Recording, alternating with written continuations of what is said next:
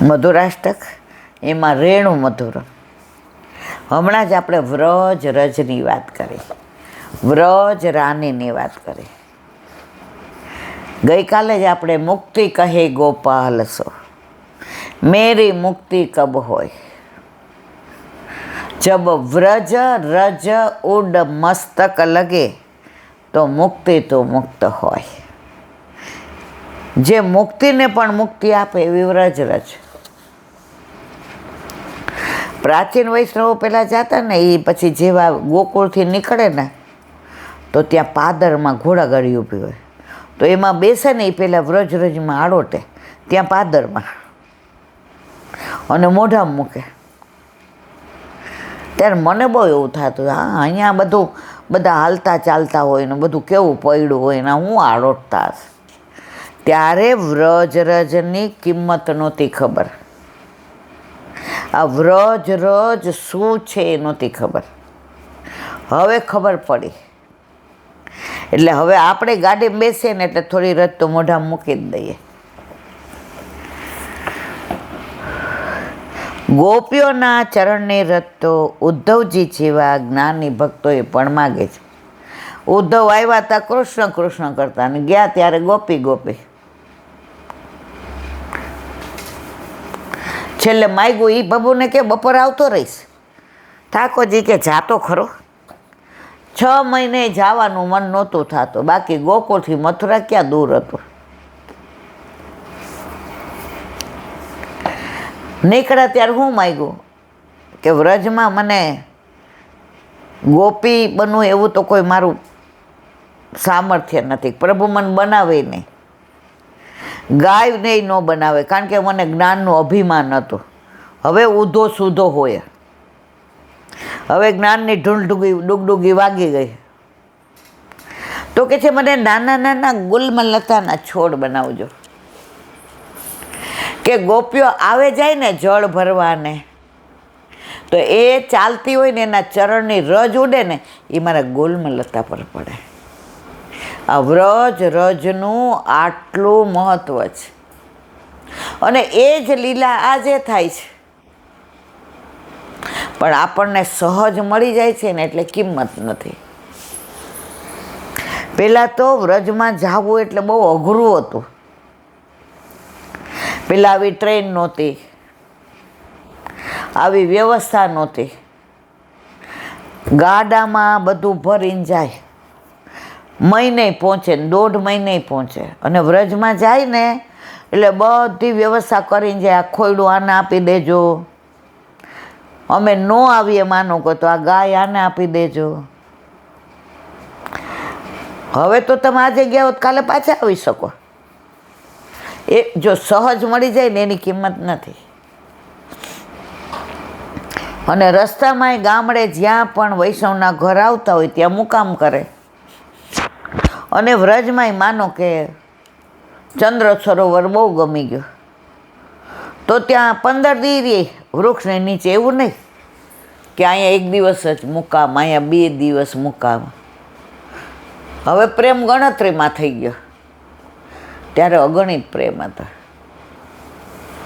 અને બધા પ્રભુ પધરાવીને ગયા હોય, ગાડું ભેગું હોય, તેલ ને ઘી ને બધું ત્યાં મળતું હોય. પેલા ક્યાં આવા ગેસ હતા? આ 3 ઈંટ મૂકીને કલાડી મૂકી, ઓલી કાથરોટ હોય એમાં લોટે બાંધે ને એમાં શાકે વઘારી દે, અને પાતળ દોના હોય એમાં.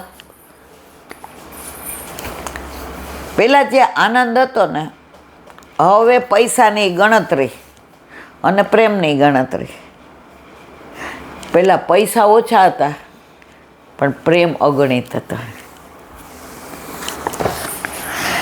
કુસુમ સરોવર જતાં ઉદ્ધવ કુંડ આવે છે. ત્યાં ઉદ્ધવજીનું મંદિર છે, આજુબાજુ સુંદર વન છે. આ વાત 60-70 વર્ષ પહેલાંની કરી છે. અત્યારે તો ત્યાંય બધું દુકાનો નાન તેન થઈ ગયું છે. ભગવાનના નિત્ય લીલા પ્રવેશ બાદ પ્રભુની 16,000 રાણીઓને લઈને પ્રપૌત્ર વ્રજ નામથી વ્રજમાં આવેલા ત્યારે તેમને ઉદ્ધવજીનો મેળાપ થયો હતો. ભગવાન શ્રી કૃષ્ણે ઉદ્ધવજીને ગોપિકાઓના વિરહને દૂર કરવા વ્રજમાં મોકલ્યા. તેઓ ગોપીઓને જ્ઞાન અને યોગનો ઉપદેશ આપવા લાગ્યા. પણ ગોપીઓની પ્રેમ લક્ષણા ભક્તિ જોઈ તેમને તેઓ નમી પડ્યા અને પ્રભુ શ્રી કૃષ્ણ પાસે વ્રજવાસ માગ્યો. ત્યારે પ્રભુએ આજ્ઞા કરી કે વ્રજમાં તમારા જેવા જ્ઞાની માટે કોઈ જગ્યા નથી. અહીંયા જ્ઞાનીનું કોઈ કામ જ નથી. જો બહુ જ્ઞાની હોય ને એને બધાના અવગુણ, જો બહુ મોટો ઓલો આર્કિટેક્ટ હોય ને પછી આમ કોઈ બિલ્ડિંગ જુએ ને તો એને એના ગુણ ન દેખાય. આ ખૂણામાં એણે આવી રીતે નહોતું કરવા જેવું. અહીંયા પિલર આમનું, જો બહુ જ્ઞાન હોય ને, મહાત્મા જ્ઞાન કેટલું જરૂરી, પ્રભુને ઓળખવા જેટલું. આ ઉદ્ધવજી જ્ઞાની હતા, પ્રભુએ મોકલવા પડ્યા ને વ્રજમાં. વ્રજમાં તમારા જેવા જ્ઞાની માટે કોઈ જગ્યા નથી. ત્યારે ઉદ્ધવજીએ કહ્યું, મનુષ્ય દેહથી નહીં પણ વૃક્ષ લતા સ્વરૂપે મને વ્રજવાસ આપો. ત્યારથી ઉદ્ધવજી કુસુમવનમાં ગુલ્મલતા રૂપે બિરાજ્યા. તેમનો ભાવ એવો હતો કે મારા દેહ ઉપર ગાયો ચરાવતા ઠાકોરજી અને વ્રજવાસીઓના ચરણારવિંદની રજ પડે, તેથી મારો વ્રજવાસ પૂરો થાય. ચરણ રજમાં સ્નાન કરવાની અભિલાષા ઉદ્ધવજી કરે છે. વ્રજની રજ મધુર છે કે જે અનેક લોકોને તેનાથી મધુર બનાવે છે. બોલો વલ્લભા દયારામભાઈના ચંદ્રાવલા. કાલે આપણે કીર્તન ગાયું હતું, હવે એનું વિવરણ. આ પદમાં ભાગ્યવાન કોને કહેવાય તેની વ્યાખ્યા આપી છે. સંસારમાં આવી કેવળ ઉદર પોષણ માટે સર્વ કાંઈ કરી આયુષ્ય ગુમાવવું તે ભાગ્યવાન નથી. કેમ કે પ્રાણ છૂટ્યા કે તે સુખ બધું નષ્ટ થયું. અત્યારે આપણે બધાય દોડા દોડી પૈસા માટે કરીએ છીએ. આજે જ મેં એક વાક્ય વાંચ્યું. 50 વર્ષ પહેલાં પૈસાનો ઉપયોગ કરતા હતા અને માણસોને પ્રેમ કરતા હતા. અત્યારે માણસોનો ઉપયોગ કરે છે અને પૈસાને પ્રેમ કરે છે. એટલે કેટલા ડિપ્રેશન છે, કેટલી દોડાદોડ છે, કોઈને શાંતિ નથી. તમે જુઓ, આપણે કોઈની ઓલી પ્રાર્થના સભામાં ગયા હોય ને, કોઈ મરી ગયું હોય તો ત્યાં એમ કહે કે પ્રભુ એના આત્માને શાંતિ આપજે. કારણ કે અહીંયા હતો તેને શાંતિ હતી જ નહીં. એમ કહીએ છે ને, આ મોબાઈલ બહુ ગમતો હતો, પ્રભુ એને આપજે. આ કાર બહુ ગમતી હતી, એને આપજે. અહીંયા એણે શાંતિ લીધી જ નથી, દોયડો જ છે પૈસા માટે. હવે ન્યા હખણો રાખજે ને એને શાંતિ આપજે. અહીંયા શાંતિ છે? જે ભેગું લઈ જવાનું છે એ ભેગું કરતા નથી, અને જે અહીંયા રહેવાનું છે એમાં રોજ વધારો. મારી ફિક્સ પાકી, હવે ડબલમાં મૂકી દે. હા, એટલે તું ભેગી લઈ જાજે.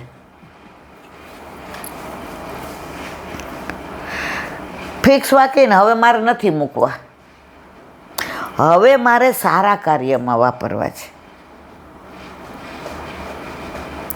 જો અત્યારે તો સારું કાર્ય કોકને મદદ કરીએ ને તો એ બરાબર વ્યક્તિને જોઈને કરવી પડે.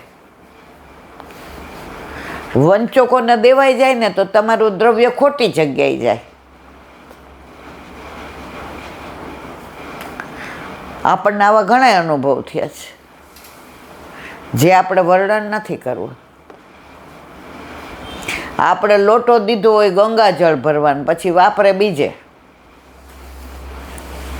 એક વૈષ્ણવ મને કહેતા હતા, એ કે ઇલાબેન, કોરોનામાં એક વૈષ્ણવને એ કે આખું બધું મહિનાનું ભરી દઉં. એ કે કોઈને કહેતા નહીં, કારણ કે પ્રગટ કરે, પણ એ કે હું છેતરાણી કેવી એની વાત કરું તમને. એ કે એટલે અને એ કે દૂધના ને શાકના એને દર મહિને 2-2.5 દઉં, કારણ કે મારે પેન્શન આવતું હતું. મારા દીકરાએ કીધું તાર જેમ વાપરવું એમ વાપર, પેન્શન તું ઘરમાં ન વાપરતે. એટલે કે એ રોદડા રોતા હતા કે હવે અમારે તો આમ ને હવે અમે શું કરશું ને અમારે. મેં કે ચિંતા કરો અમારે. હવે કે પરાકાષ્ઠા કહું તમને, હવે કોરોના કાળ પૂરો થયો તો એણે રોજ 50 વૈષ્ણવને બોલાવે અને પ્રસાદ લેવડાવે અને બધાને 200-200 રૂપિયાનું કવર દે. હવે મને તો કાંઈ ખબર નહીં. એ કે હું એને ઘરે નીકળીને તો એ કે હજી હું ગાડી ચલાવું છું ઈલાબેન. એટલે કે ગાડી પાર્ક કરીને કે જય શ્રી કૃષ્ણ કરતી જાઉં, કે હવે તમારે બધું બરાબર છે ને, નહીંતર કહેતા તો ત્યાં તો ઓલા વૈષ્ણવ બેઠા હતા તો બધાય ઓળખે, આવો આવો આવો.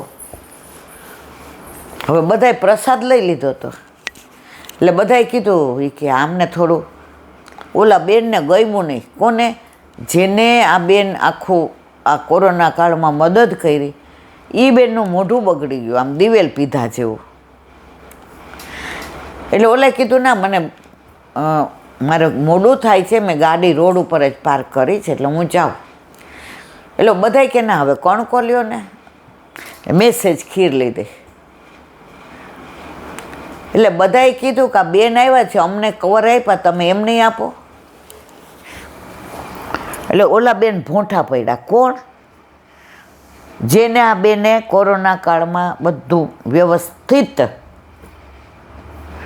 હવે એને દર મહિને 2-3 હજાર આપી જતા હતા ને એને 200-200નો. એટલે આ બેને ચોખવટ કરી કે મારી કાંઈ ગેરસમજ નથી થતી ને.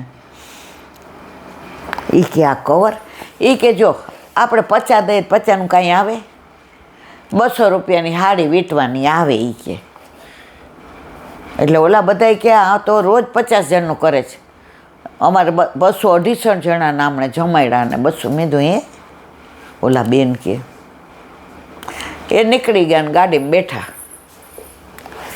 મનમાં એને આખા રસ્તે જ વિચાર આવ્યો કે આપણે ઓળખીએ નહીં તો દ્રવ્ય ખોટી જગ્યાએ જાય છે.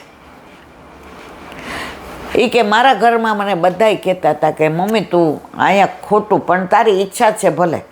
પછી મેં મનમાં એમ કીધું કાંઈ વાંધો નહીં, હાલો. એ ઘરમાં 4 જણા છે તો 4 જણાની પાતર તો લીધી.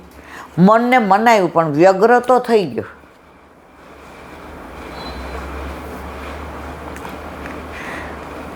એટલે ઘણીવાર વંચકોમાંય આપણે, પણ પ્રભુ તમને દેખાડી દે છે. એ કે તે દી હું ન ગઈ હોત ઈલાબેન, અને એ બેનને તો તમે જુઓ ને કાળું મેસ મોઢું, અને બધા એમના વખાણ કરો. આહા કેટલા વૈષ્ણવને રોજ પ્રસાદ અને બધાને 200ના કવર. અલા તમે એક બાજુ રોદડા રોતા હતા કે હવે અમે શું કર, અને વાહ એમને થઈને એમાં હું રાજી થઈ. અને મને ઠાકોરજીએ સમજાવી દીધું ખોટી જગ્યાએ હતું. સંસારમાં આવી કેવળ ઉદર પોષણ માટે સર્વ કાંઈ કરી આયુષ્ય ગુમાવવું તે ભાગ્યવાન નથી. કેમ કે પ્રાણ છૂટ્યા કે બધું લૌકિક સુખ નષ્ટ થવાનું છે. આ કલિકાલમાં શ્રી મહાપ્રભુજીનું પ્રાગટ્ય છે, એટલે આપણા માટે ઉત્તમ કાળ છે. આપણા માટે કળિયુગ નથી, બધાય માટે ભલે હોય. વલ્લભે આપણા માટે કળિયુગમાં ભૂતલ પર પ્રાગટ્ય લીધું. શું કામ? આપણા માટે આશ્રમ લીધો. બરવાળા ઘેલાસા તગડીની બાજુમાં ત્યાં એક વૈષ્ણવ રહે, તો એણે અન્યાશ્રય કર્યો. એની બેનને છોકરીઓ આવે ને મરી જાય એટલે એના ઘરે હોવાવડ કરવા લઈ આવ્યા કે જે આવશે ને એ જીવશે ને તો હું દર વર્ષે ભીમના દાદા એ કે હાલીને એના જન્મ દિવસે ઘીનો દીવો પૂરી જઈશ. એ જીવા ત્યાં સુધી એણે કર્યું. અન્યાશ્રય શું કામ કર્યો?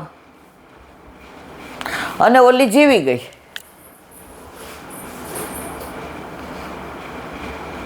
એણે પોતાના માટે ના કર્યો તો અન્યાશ્રય તો થયો જ. અંત સમયે એને એમ થયું.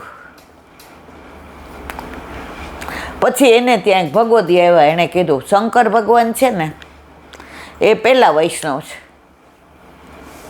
તે જે કીધું એ વૈષ્ણવ કીધું છે ને. પછી એમના જીવને શાંતિ થઈ. તો અહીંયા શું કહે છે? એટલે વલ્લભ પ્રગટ્યા એ આપણા માટે કલિકાલ નથી. વલ્લભનું શરણ ગ્રહણ કરીને શ્રી ઠાકોરજી પધરાવી સેવા કરવી અને રોજ ભગવત વાર્તા કરવી.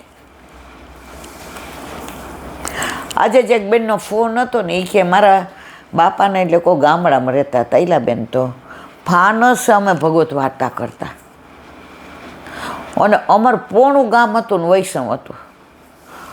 તો સાંજે ગામડામાં તો કેવું હોય, વહેલા એ કે વાળું કરી લે, કારણ કે સવાર બધાય બ્રહ્મ મુહૂર્તમાં તો ઉઠી જાય. પાણી ભરવાના હોય ને, વાસીદા કરવાના હોય ને, ગાય દોવાની હોય ને, ગાર કરવાની હોય ને, એટલે સવારે બધા એ કે બ્રહ્મ મુહૂર્તમાં. એટલે રાતે તો અને બપોરે ભાગ્યે ગયડા બુઢા થોડી વાર હુએ, બાકી આવા પલંગ ક્યાં હતા?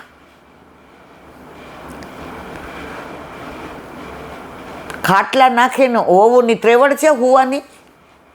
દીકરીઓ એ કે ઘવડી ભરતી હોય ને, નવા નવા ઓલા ટાંકા કરતી હોય ને, સીવણ. પહેલાં તો આણામાં ચાદરો ભરેલી ને, ઘવડી ભરેલી ને, તમે જુઓ સાલા ભરેલા ને. દીકરીઓને કેટલી કળાઓ શીખવાડતા, પાક કલા ને, ચિત્રકલા ને, ભરત કલા ને, સીવણ કલા ને. હવે તો રસોઈ કળામાંય એક સગાની છોકરી આપણા ઘરે આવી કે અમારે અઠવાડિયું અહીંયા સારું ભાઈ રહ્યો, કાંઈ વાંધો નહીં. લેગ દે એને કીધું કે લે આ થોડી કોથમીર. એ કે માસી મને એવું ન આવડે. મેં તો પછી શું? એ કે હું ભણું જ છું એટલે મારે આ કાંઈ ન કરવું પડે. મારા જ રાખી લઈશ ને 24 કલાકની કામવાળી, બાકી આ તો નહીં જ કરું. જો પહેલાં તો હાથમાં કળા હતી. તો એ કે ફાનસમાં અમે સત્સંગ કરીએ, અને કોક વાર સત્સંગની એવી રમઝટ જામે તો ફાનસમાં કેરોસીન પૂરું થાય ને તો પૂરવાનો સમય ન બગાડીએ, ઓલો દીવો ચાલુ કરી દઈએ. પણ સત્સંગના રસને નહોતા છોડતા. અત્યારે તો કે કોઈના ઘરે જાવું નહીં, કોઈની વાત નહીં. પહેલાં તો ભેગા થતા તો કેવી કેવી વાતો કરતા, કોઈ લૌકિક વાત નહોતી થતી. અને અત્યારે કોઈ અલૌકિક વાત નથી થતી. જ્યાં જાય ત્યાં પ્રપંચ.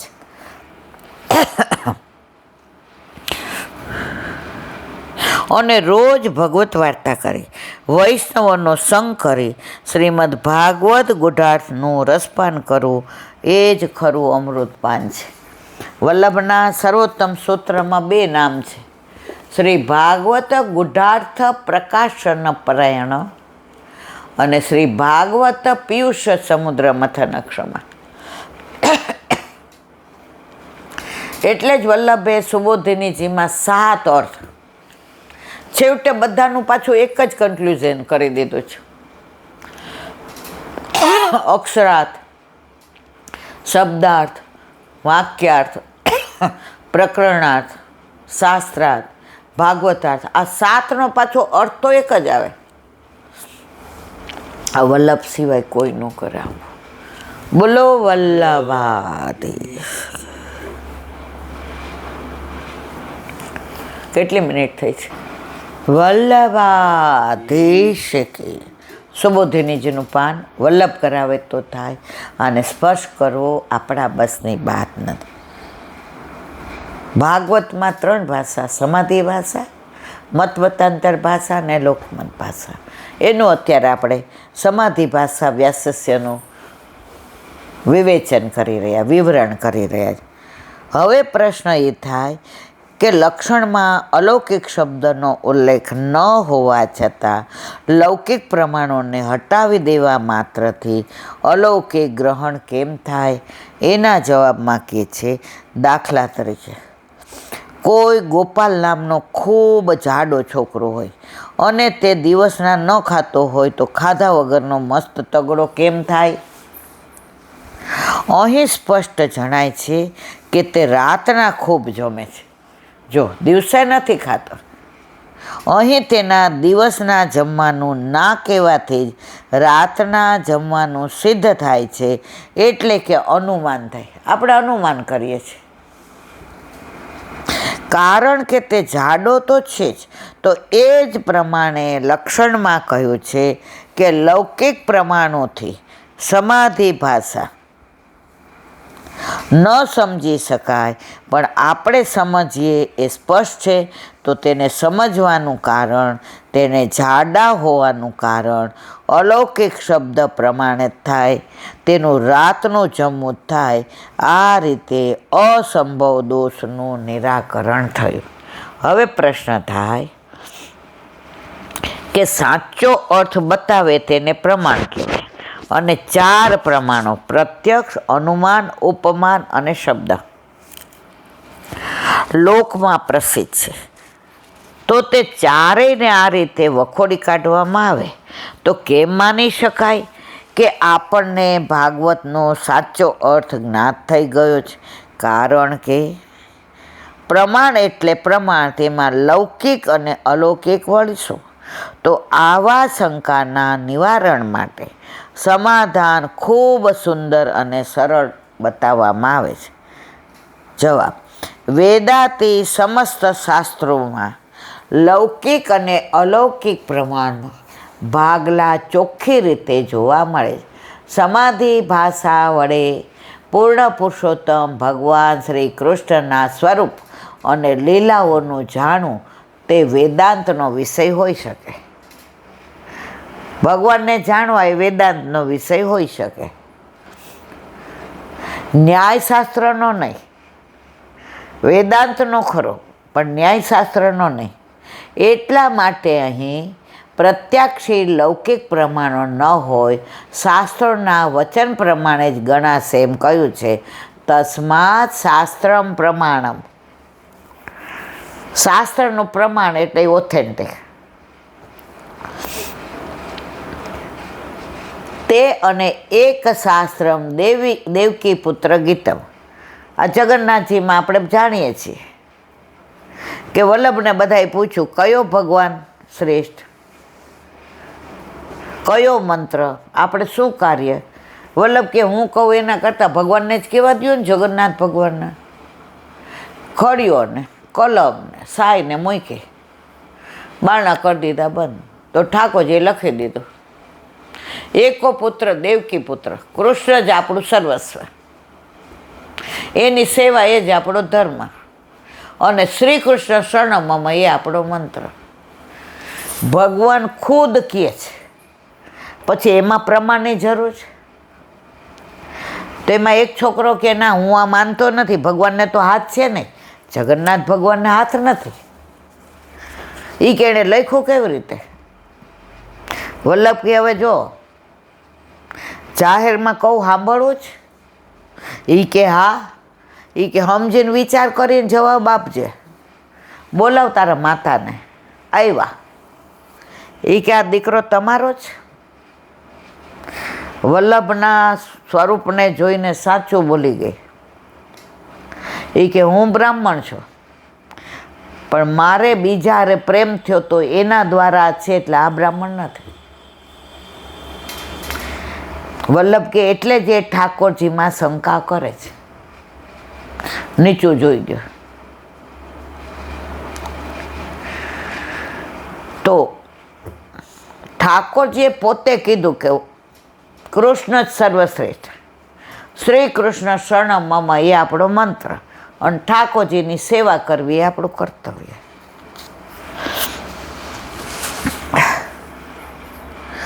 આ રીતે જો શાસ્ત્રમાં લૌકિક અને અલૌકિક બે પ્રકારના પદાર્થોનો ભેદ છે તો એમને જાણવા માટે પ્રમાણો પણ લૌકિક અને અલૌકિક એમ બે પ્રકારના હોય એમાં જરા પણ અસંગત નથી. બોલો વલ્લભાધીશ ભગવત અને મારા गुरुदेवને दंडवत प्रणाम करूँ छू. ચંદ્ર सरोवर पे सूरदास जी के द्वार पे मेरा दंडवत प्रणाम.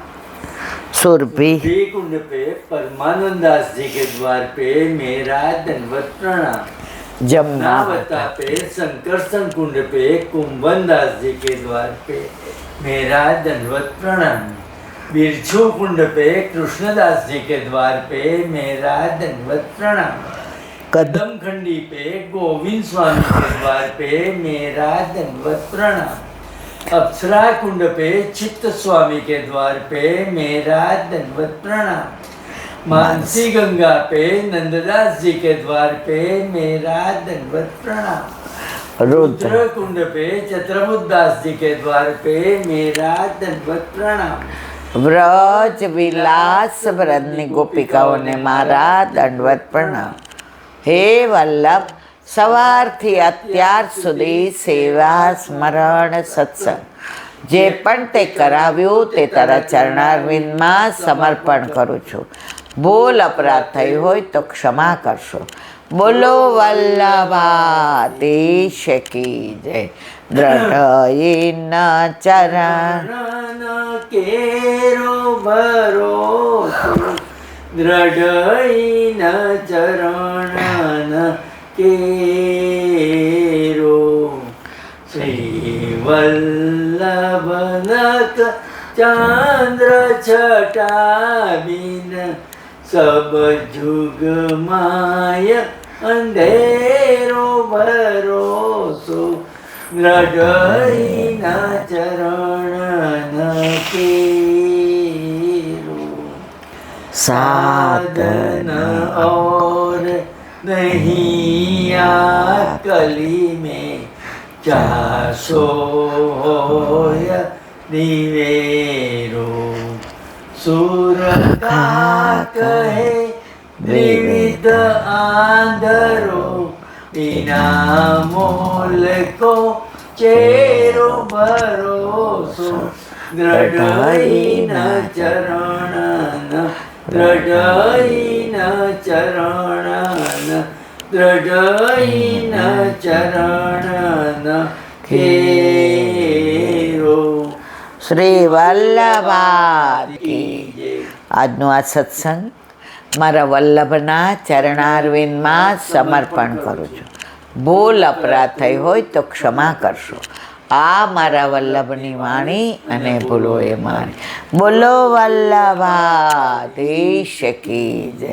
બધાય વૈષ્ણવને જાજા કરીને જય શ્રી કૃષ્ણ. જય શ્રી કૃષ્ણ.